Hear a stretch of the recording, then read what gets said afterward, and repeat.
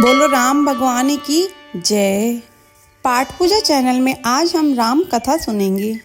भगवान श्री राम, लक्ष्मण और सीता जी पिता दशरथ जी की आज्ञा पालन करने के लिए वनवास चले। रास्ते में सारे तीर्थ गंगा, जमुना, गोमती वगैरह में तर्पण किया। वन में फल फूल कंद मूल खाकर जीवन यापन करते थे। राम जी की आज्ञा से लक्ष्मण जी कंद मूल तोड़कर लाए और सीता जी के आगे रख दिए। सीता जी ने उनकी 4 पतले बनाई। लक्ष्मण जी पूछने लगे, माता जी आपने 4 पतले किस लिए बनाई हैं? सीता जी बोली, 1 पत्तल राम जी की, 1 पत्तल लक्ष्मण जी की, 1 पत्तल गौ माता की और 1 पत्तल मेरी। राम और लक्ष्मण जी ने अपनी अपनी पत्तलें उठा ली और एक गौ माता के आगे रख दी। सीता जी ने अपनी पत्तल नहीं उठाई और न ही गौ माता ने। राम जी ने सीता जी से पूछा, आपने फलाहार क्यों नहीं किया? तब सीता जी ने कहा, मेरा तो राम कथा कहने का नियम है। राम कथा कहने से पहले मैं फलाहार नहीं करूंगी। तब राम जी ने कहा, राम कथा मुझे सुनाओ।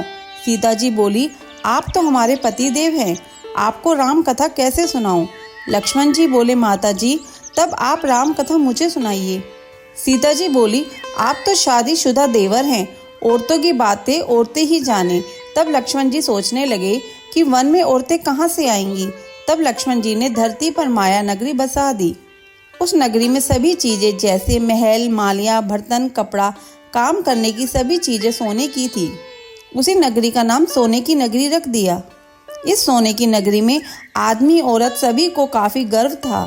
कोई भी व्यक्ति गरीब नहीं था। सीता जी कुएं पर गई, वहां पनिहारियां पानी भरने आई थी। उनका मटका, झालर और इडनी तीनों सोने की थी। सीता जी कुएं पे बैठी और औरतों से राम राम बोली, पर किसी भी औरत ने राम राम का जवाब नहीं दिया, क्योंकि वे तो सभी गर्व में डूबी हुई थी। थोड़ी देर में एक डाबड़ी आई और सीता जी ने उसे भी राम राम किया और बोली, तुम हमारी राम कथा सुन लो। डाबड़ी बोली, आपकी राम कथा मैं नहीं सुनती, मैं तो अपने घर को जा रही हूँ। सीता जी बोली, मेरे राम लक्ष्मण भूखे हैं। डाबड़ी बोली, कौन से राम लक्ष्मण? मैं तो घर को जाती हूँ, मुझे तो मेरी माँ बुला रही है। इतना कहकर डाबड़ी अपने घर को चली। सीता जी को गुस्सा आ गया। पूरी सोने की नगरी पीतल की हो गई। डाबड़ी की माँ ने पूछा, जेवर, मटका, इडनी सब खोटा कहाँ से कर लाई? डाबड़ी ने कहा, मुझे तो पता नहीं, मैं तो जो पहने हुए थी वही ले आई हूँ। पर कुएं पर एक सुंदर सी तपस्विनी बैठी हुई थी। उसने कहा कि मेरी राम कथा सुनो, परंतु मैंने तो मना कर दिया, जिससे उसने कुछ टोटका कर दिया हो तो मालूम नहीं। माँ बोली, जाओ उसकी राम कथा सुनाओ। वो तपस्विनी नहीं है, वो तो सीता जी है, वापस जाओ। अपने घर में रिद्धि सिद्धि हो जाएगी। अपनी तो पूरी नगरी ही पीतल की हो गई है। डाबड़ी बोली, मैं तो वापस नहीं जाती। इतने में बेटे की बहू आ गई। उसने कहा, आपकी आज्ञा हो तो मैं सीता जी के दर्शन कराऊं और राम कथा सुनाऊं। सासू बोली, जा बेटी सीता जी की राम कथा सुन आ। गहना कपड़ा सब पीतल का ही पहन जा। बहू कुएं पर जाकर बैठ गई। खाली मटका पानी से भरे और फिर खाली करे। यह देख सीता जी बोली, तुम्हारे घर में कोई काम नहीं है क्या? बहू बोली, माता जी मैं तो सब कार्य निपटा कर आई हूँ।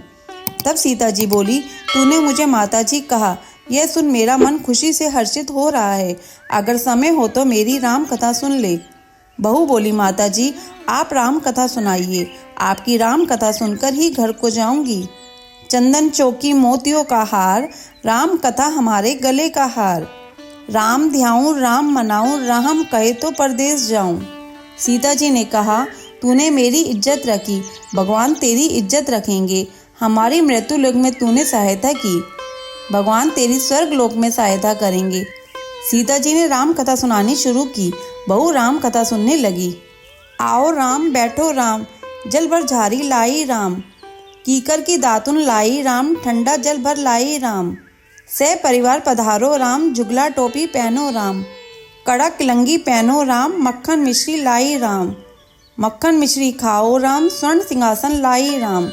स्वर्ण सिंहासन विराजो राम, झालर टिकोरा लाई राम। झालर टिकोरा बजाओ राम, शंख ध्वनि लाई राम। जुग जुग पाव लागू राम, निरखता रोमन मोहे राम। शरण अपनी ले लो राम, दूध कटोरा लाई राम। सीता चरण दबाए राम, सुखवर से सो राम। झालर पंखा ढोलो राम, हमें राम तुम्हें राम। रोम रोम में बसो श्री राम, घट घट में बिराजो राम।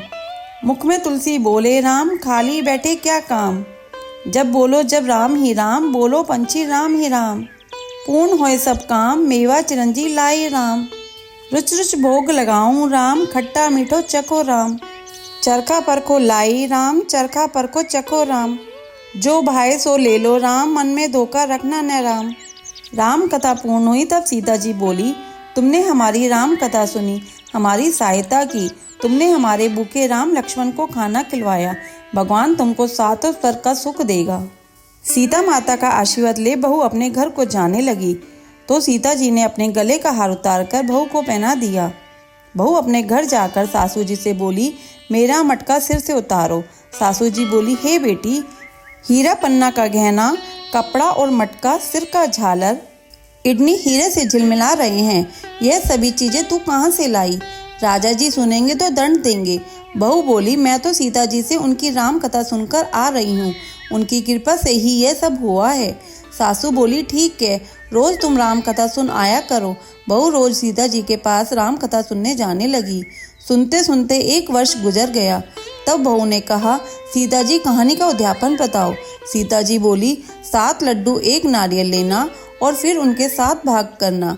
1 भाग मंदिर में चढ़ाना, मंदिर बनाने में जितना फल मिलेगा, 1 भाग तालाब में चढ़ाने से तालाब खुदवाने जितना कर्म होगा, 1 भाग भागवत पर चढ़ाने से भागवत सुनने का फल मिलेगा, 1 भाग तुलसी पर चढ़ाने से तुलसी की शादी करने जितना फल मिलेगा, 1 भाग कुंवारी कन्या को देने से कन्यादान करने का फल मिलेगा, 1 भाग ब्राह्मण को देने से ब्राह्मण को खाना खिलाने जितना फल मिलेगा, 1 भाग सूर्य भगवान को चढ़ाने से 33 करोड़ देवी देवताओं को भोग लगाने जितना फल मिलेगा।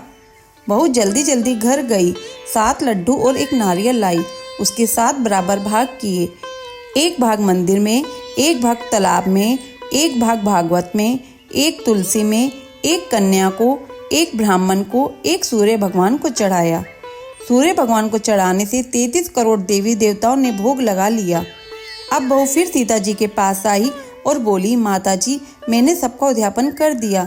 सीता जी बोली, अच्छा बहू, अब बैठ जाओ, 7 दिनों बाद बैकुंठ धाम में विमान आएगा।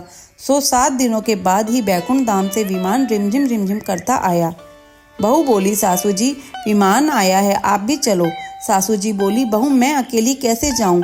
अपने ससुर जी को ले लो, अपने माता पिता को भी ले लो, भाई बहन कुटुंब कबीले को भी ले लो, अड़ोसी पड़ोसी को भी ले लो। बहू ने सबको विमान में बिठा लिया। विमान फिर भी खाली रहा। इतने में ननंद आई और बोली, भाभी जी, मुझे भी विमान में बिठा लो।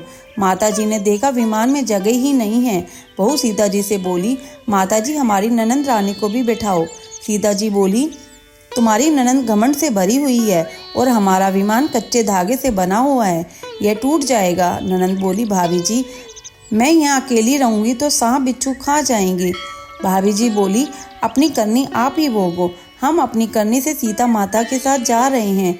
इतने में बहू अपने पति के साथ विमान में विराजमान हो गई।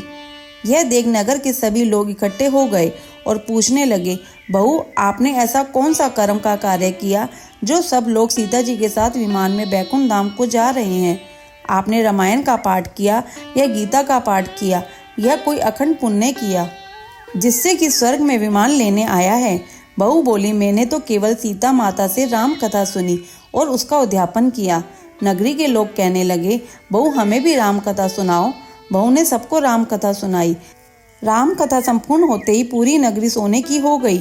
बहू बोली, जो कोई राम कथा की 108 पुस्तकें बांटेगा उनको भी उतना ही फल मिलेगा जितना मुझे मिला। सभी नगरवासियों ने राम जी की जय जयकार की। सीता जी ने सबको विमान में बिठा लिया। विमान स्वर्ग के रास्ते चल पड़ा। स्वर्ग के 7 द्वारे अपने आप खुल गए। प्रथम द्वार पर नाग देवता सामने आए। 7 द्वारे पार करने के बाद विमान स्वर्ग से नीचे उतरा। 33 करोड़ देवी देवताओं बहू से पूछने लगे, तुमने ऐसा कौन सा पुण्य कार्य किया है जिससे कि स्वर्ग के 7 द्वार पार करके हमारे पास आई हो? बहू बोली, मैंने तो सीता माता जी की राम कथा सुनी और उद्यापन किया। 33 करोड़ देवी देवता बोले, हमें भी राम कथा सुनाओ। बहू ने सबको राम कथा सुनाई। बहू ने कहा, राम ध्याऊं, राम मनाऊं, राम कहे तो परदेश जाऊं, सभी देवी देवता सीता माता की जय जयकार करने लगे। आप भी सब मिलकर बोलो जय श्री राम। बोलो राम लक्ष्मण सीता की जय। कथा संपूर्ण। अगर आपको ये राम कथा सुनना अच्छा लगा हो तो इसे लाइक करके शेयर करें।